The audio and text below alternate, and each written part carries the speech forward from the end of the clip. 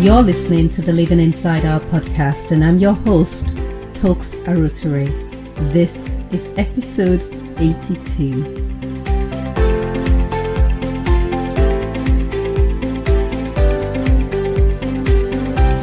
Welcome to the Living Inside Our podcast, where we believe the mind is the most powerful machine on earth. Episode 82 is Tina Turner, a rock star story. Hey you, how are you doing? What have I missed? I need to explain why you are listening to a second episode 82. If you tuned in last week, you'd have heard an episode where I interviewed an entrepreneur, but then we had to take it down due to technical difficulties. But it will be published again, hopefully in the future, so I apologize for any confusion.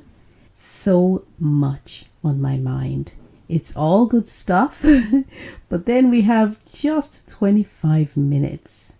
First of all, if you haven't subscribed or rated this podcast, please do so, because it really helps the listenership, and I thank you because I know that you have been doing that, because our listenership is growing and I'm super excited. Now, if this is your first time here, welcome. I'm so glad you've joined me, and I hope you're here to stay, because if you're not, I will hunt you down. But please share this episode with your friends and family so that they can also listen and be blessed. And if you are a regular listener, what can I say? Thank you for coming back.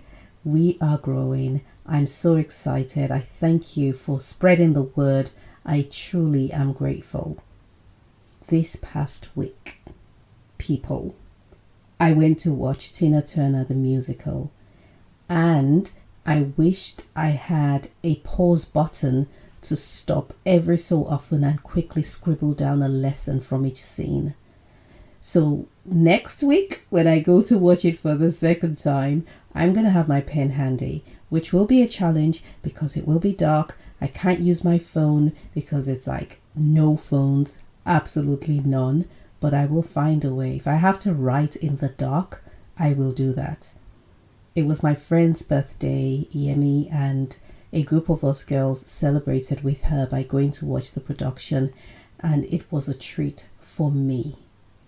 First of all, the talent inherent in the voices of black singers alone is unmatched.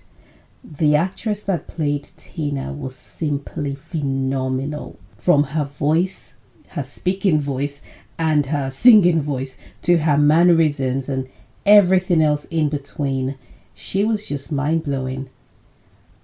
I've mentioned in the past that one of my top 5 strengths is the appreciation of beauty and excellence.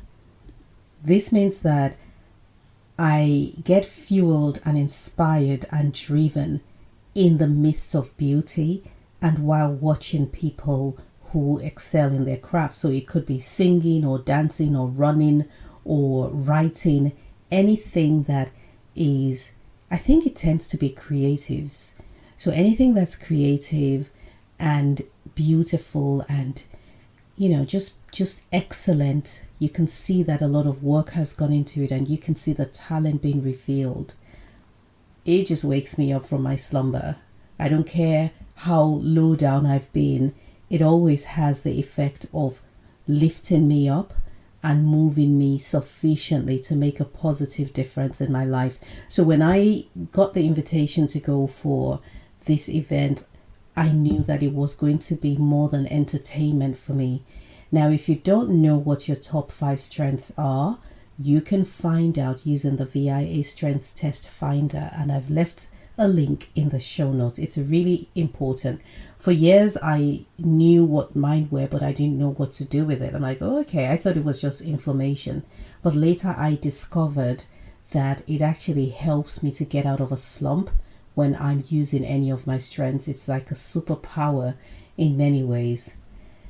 Now back to Tina's story. Many people know her story, and when you talk about or mention the late singer, two things tend to come to mind when you hear her name. The first is rock and roll female rock artist, rock star music, and the second is an abusive marriage. If you don't know about her story, here's the 30-second version. Tina met Ike Turner at 17. He found out she had a voice and he promptly pulled her into his band. He was a singer as well and a guitar player, and he had his own band. I think it was called Ike. I can't remember what the band was. But their relationship started out like brother and sister. He was, according to her, like a big brother.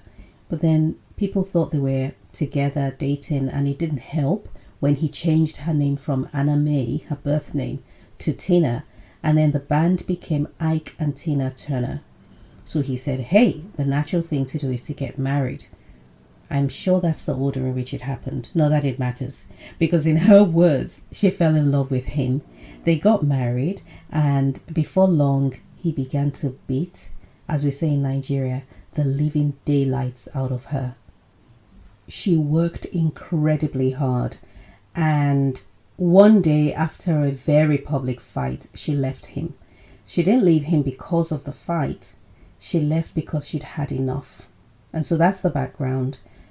By this time, she was in her 40s and she had, would you believe, 36 cents to her name. And then she got divorced. Then she starts working in hotels as the performance for the night, something that up-and-coming artists did.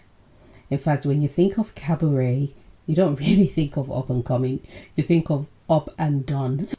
So one of the parts that got to me was that at this juncture, she was now looking to cut a record deal on her own, and the producers kept shoving her into a particular genre of music, and she didn't want to do it. They knew her as Ike and Tina. They didn't know her as her on her own, and they only associated her with the music they'd always played. So she didn't want to go back in that direction. She was trying to break out and just do her own thing, even though she and her ex had scored many hits. You know, the day I watched this, I think it was on Wednesday, I tell you, for the next 48 hours, Proud Mary kept playing in the background of everything I did. Not that I was actually playing it, it was just in my head. I just kept playing it over and over, listening to it rather, virtually listening to it, not even in real life listening to it. But they had some hits, but she was adamant. And I believe it's because when she was with Ike, she tried several times to upgrade their music and say, listen, we can do something more, we can do better. But he was a slave driver, and he wouldn't have her deviate from what he wanted her to do. So I don't know if you do this, but when I get my head into something, when I'm learning something new, I literally go down the rabbit hole. I'm sure you do. I know a lot of people do.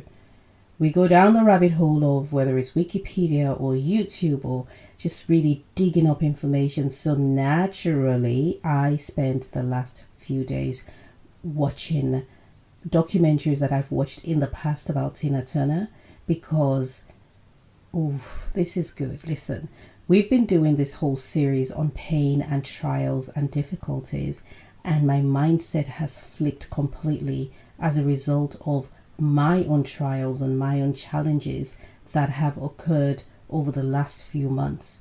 And so now I'm seeing people in pain, or people who have experienced pain, in a completely different light from how I saw it previously, where in the past I would have watched the Tina Turner movie or documentary and just felt, oh my goodness, that was horrible what she went through, and all I'd be able to see would be the pain and maybe the victory, but I wouldn't see the journey and everything in between. So now that I've gone back to really study her life, I'm seeing what I didn't see previously. So I'm seeing a woman who had a gift and a desire and a vision for her life and recognized what she was capable of doing. But then her experiences and her environment, which was just filled with pain and difficulties, held her back from expressing herself in the best way that she possibly could. but she saw something in herself that would die if she didn't rescue it. And I think it's interesting that all of this was happening in her late 30s. There is something incredible that happens to us women when we hit 40. Our tolerance for all forms of rubbish stops. I'm yet to meet any woman that does not share this sentiment. Many start considering or filing for divorce between the ages of 37 and 43. I don't have any official stats, but this is just what I have noticed. So Tina stuck to her guns, and she also had the right people in her space, and she eventually blew up. Things turned around. She said she wanted to sing rock and roll and sell out stadiums, and she did. And just today, as I was thinking about this, I thought she created a physical manifestation from an invisible reality. She pulled out something from her inside and brought it out for all of us to see and experience and enjoy on the outside. And she did this while she was going through pain. Because remember, if you have been through any form of trauma, except you get miraculously healed, the wounds remain. So although she had stopped being physically abused, she continued to bleed. And I don't say this, the fact that she was still pulling out beauty in the midst of her storm. I'm not saying that to say, hey, what a wonderful person she was for doing so, and how strong she was and how talented. All of those things are true. But what I want to point out is the fact that whether you like it or not, you have something incredible inside of you, and it is up to you to bring it out. You cannot use unsavory circumstances as an excuse for why you're not producing what you were created to produce. I know that sometimes challenging situations and pressure and difficulties bring out the best in people. Like I used Andrew Lee's story on the episode The Mindset of an Immigrant. They had no choice, and they had to work hard and fast and intently to build their business. I bet they were not planning on becoming millionaires, but they did. But here's another thing. She tried really hard to have an identity that was not linked to her ex-husband. And even after her success, every interviewer would still ask about him. Long after they were divorced, she'd be interviewed about her latest song or a smash hit song, top 10, regardless of the awards, and the question will always end with, do you hear from Ike, or how is he, or how are things, or have you healed? It was doing two things to her, amongst a billion other things, I'm sure. One, she really wanted her own identity not linked to her husband, and two, she did not want to keep being reminded of what she had suffered. So they put it all out in a book, and it was revealed the trauma, the abuse she experienced. Everything actually inspired and transformed the lives of many. It sold 20 million copies, and I don't know how many hundreds of thousands of women who have been in abusive relationships got their validation and the permission, if you like, to leave such relationships or to come to terms with where they were. Now, this is what you call a rock star story, because Tina Turner took her authentic truth with its shame and regrets and success and told it from the point of view of a winner. Later, the movie starring the incredibly talented Angela Bassett and Lawrence Fishburne was released, and that graphic portrayal of her experience became even more exposed. But they kept on asking her about it. I want to point out a couple of things. One which I've sort of touched on, which is the fact that she was going through pain and trauma while at the same time reaching for success. We've been talking in previous episodes about building resilience, making peace with trials, tenacity on your journey, comfort being the thief of destinies. Just all of that has been shared so that we can come to this point of not seeking comfort when the going is hard, because without you meaning to, that will then become your goal. It will become your destiny. But instead, make peace with the fact that trials are a normal part of life and you can power on despite the discomfort. Again, I'm not saying that you shouldn't take care of yourself or you should neglect yourself or be abused because, hey, Took says that beauty is going to come out of it. That is certainly not what I'm saying. I'm saying believe that the thing inside you cannot be damaged by the thing that's going on outside of you. Another point I want to make is the need for you to write your story in its rockstar version. I rewrote mine 10 years ago, and that's when the rockstar story was first published in a newspaper. Last week, I got to speak to a group of 10 or 12 female founders for National Women's Enterprise Week, and I shared my rockstar story. It's been 10 years, and I was inspired and reminded to reach higher, as were the women I spoke with or spoke to. So your rockstar story helps to introduce yourself to the world without holding back any part of you. It also tells people how to treat and refer to you, and then it inspires all who hear it. So it's a win-win situation for everyone. I'm going to be publishing an on-demand workshop soon. I know I keep saying soon, but if I have enough sign-ups in the next week or two, then I will teach it live in a Zoom class instead. So if you want to know more, send me a DM or email papaalpha@tuxarotary.com. The deets are in the show notes. I want to leave you with 3 reasons for rewriting your story. Number 1. Yesterday, I watched a heartbreaking video of an entrepreneur whose company was practically stolen from her by an investor. And this happens a lot.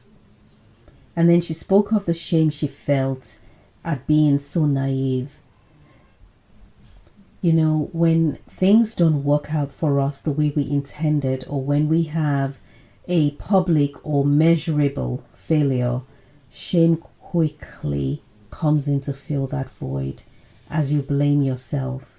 And it will have you hide in the part of the story that causes you to retreat. But you see, you have to bring all of you to the table. You can't pick and choose certain parts of your life or your story to bring forward, because that's not your complete self, and you can't function on bits and pieces of you. I don't know what emotional impact Tina Turner's book had on her rockstar story, but I know that it helped a lot of women. I also know that it made her a tidy-some. Your story is healing and liberating, not just for you, but for all who cross your path. Because the world needs authentic stories. The second reason is to release confidence. Part of Tina telling her story was the decision to leave her abuser. So that decision in itself was also telling a story. Because often we stay in unsavory situations because of the story that we're telling ourselves. And in her case, she'd made a promise to never leave him the way that other people had, because the man was paranoid. And many women explain away the behavior of their captors and even blame themselves. Oh, it was my fault. I should have had his, milk ready at 2:33 a.m., the exact time he normally wants it. Or the temperature of his bath water was 0.5 degrees off. The minute Tina Turner told herself a different story, which was the opposite of I made a promise to her, whatever that was, whatever story she told herself, that was also the first time, coincidentally, that she fought back, and that was when she became free.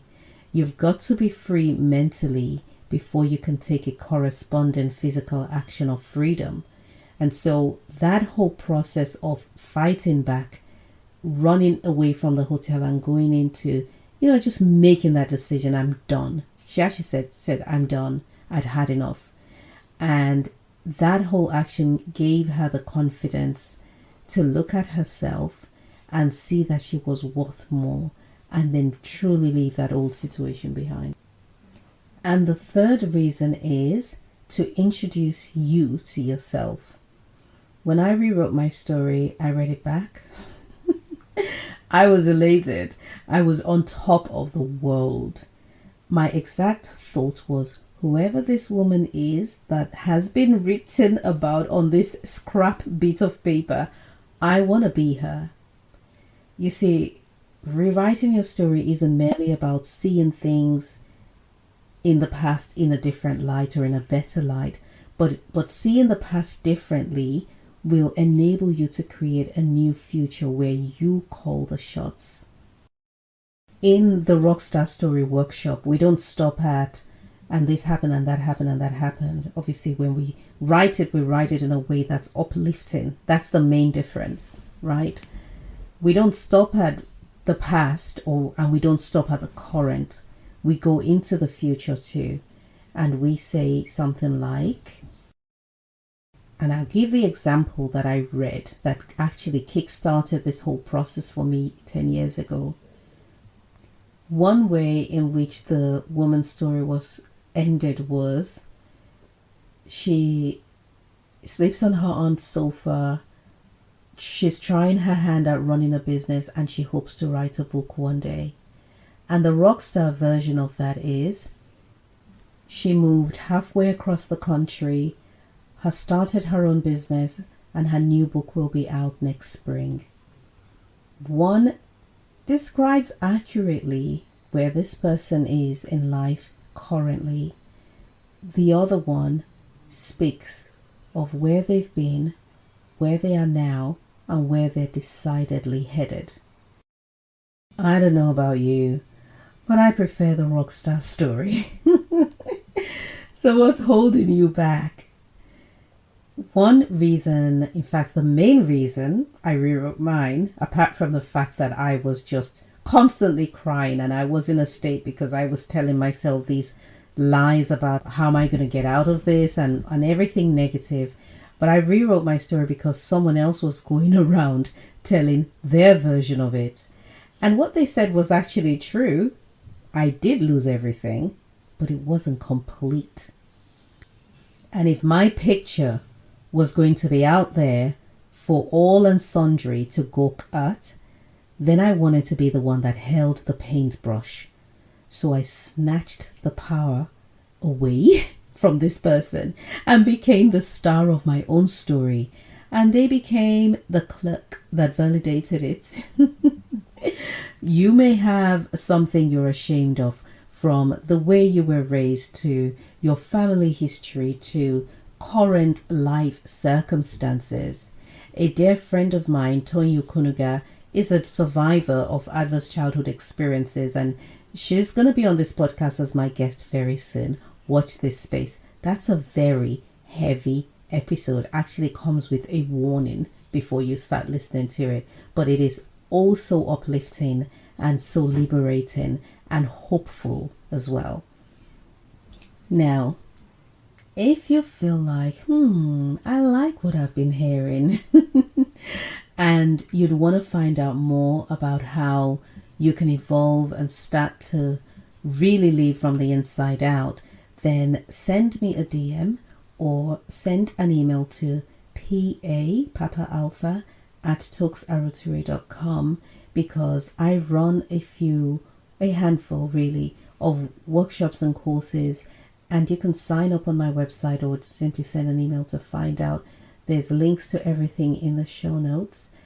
If you want to learn more specifically about the Rockstar Story workshop, which I would love to do it live. I think it would be great to do it live. I've done it twice, I think 2 or 3 times in the past, and it was amazing. I need you to send me a DM on social media @toxarotere, or send an email to the email address I've mentioned like 25,000 times. And you say that you're interested in the live version. Even if you don't want to go on the live version, there is going to be one that is on demand and always available for you to download and learn at your leisure. And the goal is that you come away with a story that you will be proud to tell, and one that will open doors for you, one that will draw people to you, because that's exactly what I did. If you still have not subscribed and reviewed Living Inside Out with a 5-star rating, please do so on Spotify or Apple Podcasts or wherever you're listening. I do know that not all apps have this feature. And talking about features, I was re-listening to episode 64 or 67, the iceberg theory, the other day, and I hit the speed button to speed it up a bit, because I've heard it before, so I knew that I didn't need to listen to every single word. But I also know that sometimes I talk very slowly. It's not intentional. I can't even tell you why I do it and when I do it and what's triggering this very slow way of speaking. Which maybe it's just depending on the topic. Maybe I'm like, I needed to get into your head. I don't know what it is, but it happens. Now, you can actually speed up or slow down this or any podcast you're listening to by tapping on Apple. I think it's like a rabbit. No, I don't think it's a rabbit. It's like a thing. You just tap it and then you see it goes from tortoise to rabbit or something like that, to say from slow to fast. So you can adjust the speed, is what I'm trying to tell you. I'll stop now. Thank you for listening. Have a truly awesome day, and I'll talk to you soon.